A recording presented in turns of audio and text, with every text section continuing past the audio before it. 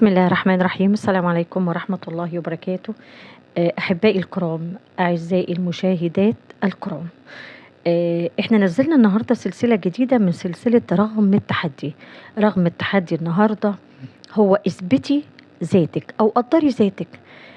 طبعا إحنا هدفنا الأساسي من سلسلة التحديات اللي إحنا هنوصلها أو إن إحنا نسعى بيها إن إحنا نوصل لكل عقل وكل فكر وكل شخصية، هي سلسلة تحدي رغم الظروف اللي انت فيها. احنا بنتعلم، ولما بنتعلم حاجة او انا لما بتعلم حاجة باجي اقولها لمشاهديني عشان هم كمان يقدروا يتعلموا منها. كل حد فينا مر بتجربة بتكون مريرة عليه، سواء في حياتك سواء، وزي ما قلنا كل واحد بيعدي بمحنة، المحنة لازم يخرج منها بمنحة. احنا النهاردة الحلقة بتاعتنا هي تقدير الذات. يعني ايه تقدير الذات؟ تقدير الذات يعني انت قدري نفسك، قدري ذاتك، قدري كيانك. نظرة ليكي انت لنفسك. السؤال هنا، انا مين؟ انا عايزة ايه؟ هو انا عايشة ليه؟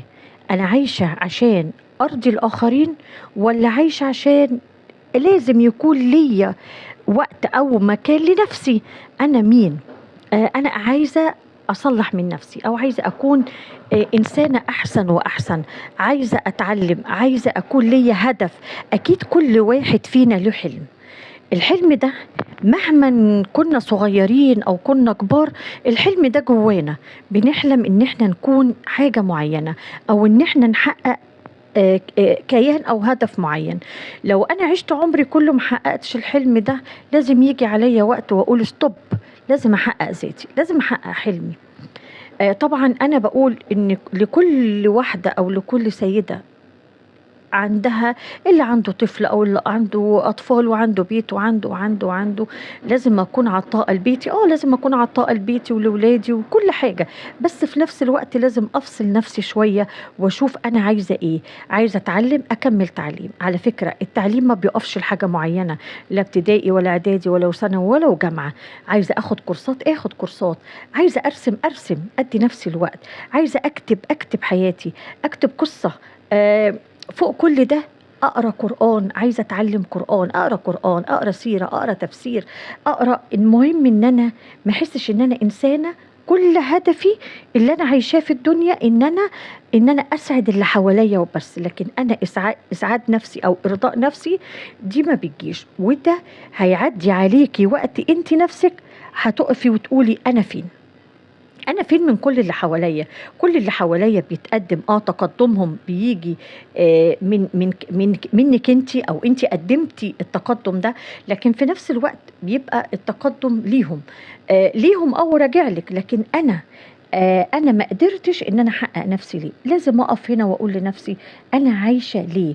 انا عايشه ايه؟ الهدف اللي عندي؟ عايزه احقق هدفي، ما اكونش شخصيه سلبيه. لازم اكون عايشه عشان الحياة اللي فيها، مش كون ان انا فيها ان انا افضل على طول اخد اوامر واعمل الاوامر دي، او ان انا اروح شغلي، او ان انا كده. حتى في الشغل نفسه، لو انت ما قدرتيش تقدري ذاتك في شغلك، يبقى انت مش هتقدري ذاتك لا في بيتك ولا في شغلك. في بيتك اسعي لهدفك.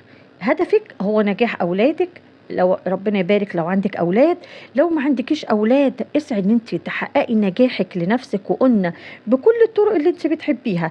بتحبي تذاكري، ذاكري. بتحبي اعملي اي شيء انت حاسه نفسك ان انت هتوصلي بيه، هو ده هدفك. فتشي في نفسك، فتشي جوه نفسك ايه الهدف بتاعك. انت عايزه ايه؟ انت عايشه في الدنيا ليه؟ عايشه في الدنيا عشان اكل واشرب واكل واشرب وخلاص انتهى الحوار؟ لا، ما انتهتش. الدنيا ما اتخلقتش عشان كده. لا اتخلقت عشان اكل وشرب، الدنيا اتخلقت عشان سعي. كوني ان انا اسعى، كوني ان انا بحقق، كوني ان ده هدف، هو ده يعني الغايه من وجودي في الدنيا. طيب انا لو في عملي عايزه احقق ذاتي، احقق ذاتي رغم ان انا ممكن الاقي تحدي، بس لازم احقق ذاتي. تحقيق الذات هو ده لازم يكون هدفك اللي جاي. اوعي يكون هدفك ان انا خلاص كبرت في السن، او ان انا في ناس عندها 70 سنة وبتبتدي النهاردة تقرأ قرآن وتحفظ قرآن وتعمل، وبتبتدي النهاردة 70 سنة ترسم، و70 سنة تبتدي انها تتعلم حاجة جديدة، تتعلم رياضة، تتعلم قراية، تتعلم مشي. بصوا، الحياة ما بتقفش.